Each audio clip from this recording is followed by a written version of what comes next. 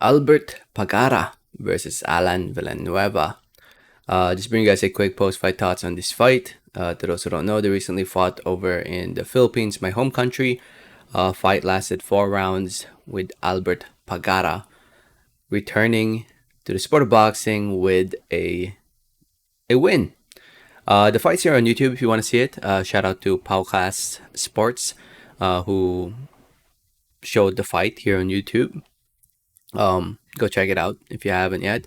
And yeah, like I said, the fight lasted 4 rounds. It must be really hot in there. This guy had no shirt on. Yeah, the fight lasted 4 rounds, and it was pretty much Albert Pagara from the first round to the fourth.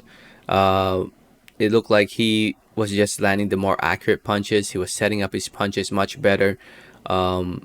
Villanueva had some good shots here and there. I mean, like this one, but they weren't the cleanest shots, and he tends to smother his shots in the inside compared to Pagara, who was more accurate and more sharp with his punches, which eventually led to the stoppage after the fourth round. Yeah, Villanueva, I mean, props for him because he actually lasted longer than I thought. I thought he would last 2 rounds, but he looked bigger than I expected, and he was tougher than I expected. So props to Villanueva on that. But in the end, there's levels to this sport, and Albert Pagara used to be a top contender, and he showed why. He's Albert Pagara, in my opinion, is better in the domestic level of boxing over in the Philippines. He's more of a regional fighter.